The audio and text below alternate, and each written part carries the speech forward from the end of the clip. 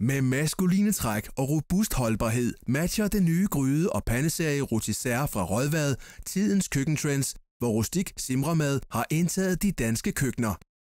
Det er meget fedt, når man har den tendens, der er for øjeblikket med det nordiske køkken og de her lidt grove varer, lidt utraditionelle kødstykker og sådan noget, der kommer op i tiden. Og så have sådan en grydeserie, pandeserie som den her i hånden, der har lidt det samme trenden der, hvor vi får lidt rustikke, lidt sådan tunge udtryk, og så at det oser kvaliteter, der er noget solid bund i. Man kan mærke, når man løfter tingene, at der er noget gods i det.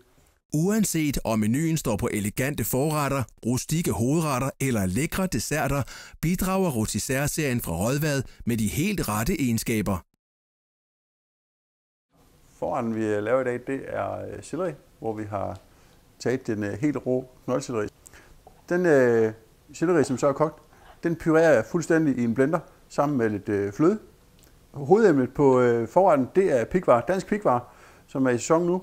Vi har med nødder, det vil sige, at vi starter med at fylde pikvaren ud, har vi så lige vendt den i æggevidder, lidt hasselnødder, så den får et pænt lag. Og så skal den over på panden her, hvor vi har brugt olivenolie og lidt smør. Når man steger fisk, så er det helt enormt vigtigt, at vi har de her slipletbelægninger. Lad os nu tage et stykke rødfisk eller en rødspætte, uden sags skyld, for at tage en rigtig dansk klassiker. Så er der ikke noget mere ærgerligt, end når man løfter spætten op her, så hænger halvdelen af skindet og det sprøde lækre, det hænger så ned på panden. Så en god belægning med en lækker slipflade og så nogle redskaber, der ikke ridser den, så man har panden i lang tid. Så har man både noget godt grej, og man kan have det rigtig længe.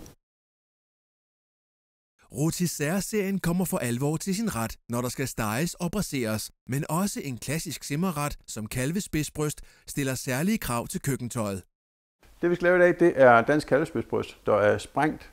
Det er en typisk gammel nordisk ting at bruge de her lidt utraditionelle stykker i dag. De fleste laver noget, der ryger på grillen. Det kan det her bestemt ikke. Vi har taget en gryde, der er en god størrelse på. Der kan selvfølgelig både lave en braseret, altså hvor man bruger kødet af, og skal bruge de egenskaber, som en slipletbelægning har her. Det skal vi ikke gøre i dag. Der skal vi lave den her kogeret.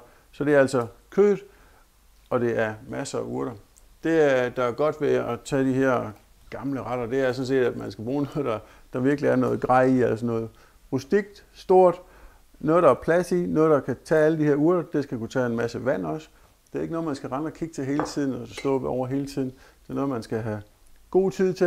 Det kan stå og passe sig selv, og så skal det bare stå og simre. Rotisserie-seriens stegefad egner sig både til kogepladen og ovnen. Og solide håndtag i begge sider sikrer et godt greb, der gør det nemt og sikkert at håndtere fadet. Samtidig fuldender stegefadet det rustikke udtryk, når de klassiske simreretter serveres ved spisebordet.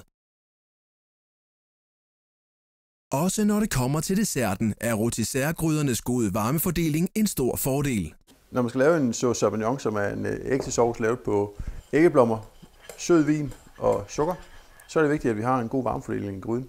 Det vil sige, at når man pisker den op, er det en god idé at lige holde hånden langs siden her, og hele tiden mærke, hvor varm gryden er. Hvis den bliver for varm, så koagulerer ægget, og man får en masse små klumper i. Det er ikke det, vi ser i. Så det er jo bedre egenskab, vi har i at fordele varmen i gryden, jo nemmere er det altså at lave den her sovs.